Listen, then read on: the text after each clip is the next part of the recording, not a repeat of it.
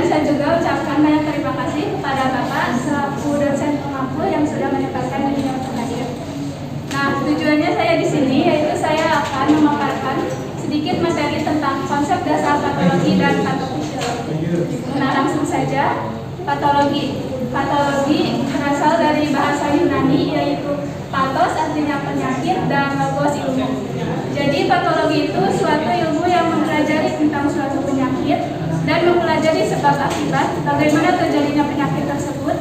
Nah, patologi juga membahas tentang etiologi, epidemiologi, manifestasi klinik, patogenesis dan patofisiologi dari berbagai penyakit. Nah, di sini ada pembagian patologi.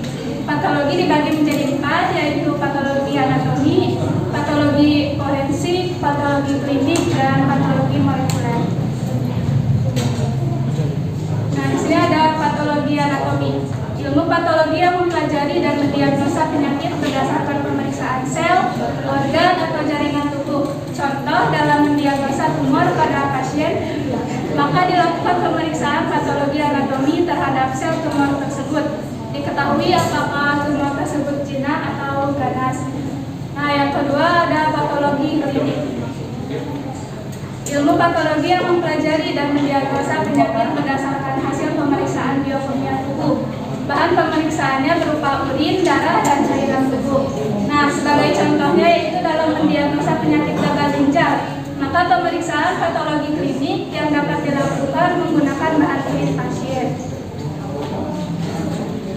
Yang ketiga ada patologi forensik, mempelajari dan menemukan sebab akibat kematian pada kondisi tertentu. Nah, di sini saya mengambil contoh menentukan penyebab kematian korban yang diduga bunuh diri, apakah benar korban tersebut bunuh diri atau dibunuh terlebih dahulu, kemudian direkayasa seperti bunuh diri. Nah, caranya dengan mengotopsi jenazah tersebut. Yang terakhir ada patologi molekuler, mempelajari dan mendiagnosa penyakit berdasarkan hasil pemeriksaan struktur kimiawi molekul. Nah, patologi molekuler ini umumnya digunakan dalam mendiagnosa penyakit menular seperti infeksi bakteri, virus, dan jamur. Contohnya seperti pemeriksaan penyakit virus COVID-19. Nah, di sini ada pengertian patofisiologi. Patofisiologi gabungan dari kata patologi dan fisiologi, yang artinya adalah ilmu yang mempelajari proses terjadinya perubahan atau gangguan fungsi tubuh akibat suatu penyakit yang meliputi asal penyakit, permulaan perjalanan penyakit, dan akibat penyakit. Nah, apa sih itu penyakit? Penyakit itu adalah perubahan dalam diri seseorang yang dapat menyebabkan perubahan keadaan tubuh yang tadinya normal menjadi abnormal. Nah, di sini ada karakteristik pendekatan penyakit. Yang pertama ada epidemiologi, yang kedua etiologi, yang ketiga patogenesis, yang keempat prognosis, yang kelima tanda dan gejala klinik, dan yang keenam komplikasi. Nah, di sini ada konsep dasar epidemiologi, adalah studi tentang insiden dan distribusi suatu penyakit pada suatu populasi penduduk.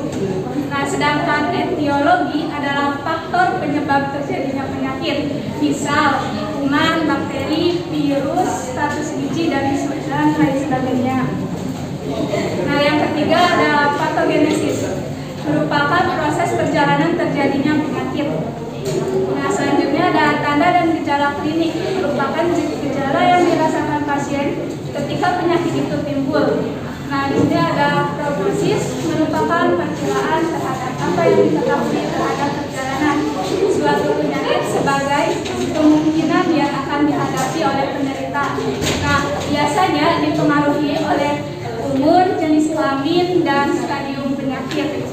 Nah, yang terakhir ada komplikasi, proses baru dan terpisah yang menimbulkan sekunder karena beberapa perubahan dari keadaan penyakit aslinya yang dapat menyebabkan komplikasi yang jauh disertai kelainan bentuk anatomi atau fungsi, seperti penyakit diabetes mellitus yang dapat menyebabkan komplikasi kebutaan, jantung koroner, dan kerusakan ginjal.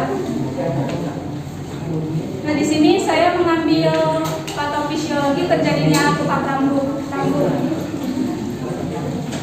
Para penderita diketahui karena adanya peningkatan asam lambung dan konsumsi alkohol yang menyebabkan.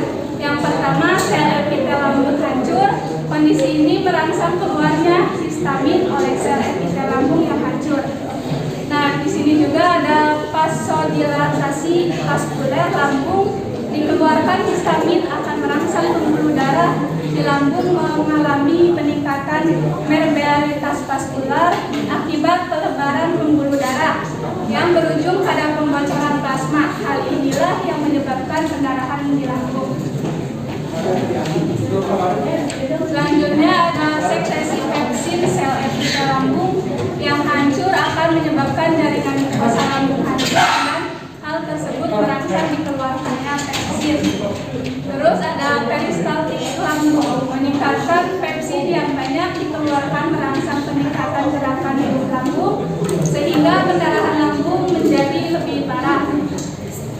Di sisi lain, pepsin juga akan menghancurkan vena dan kapiler di lambung yang mendukung terjadinya pendarahan lambung berkelanjutan. Nah, akhirnya terjadi tukak lambung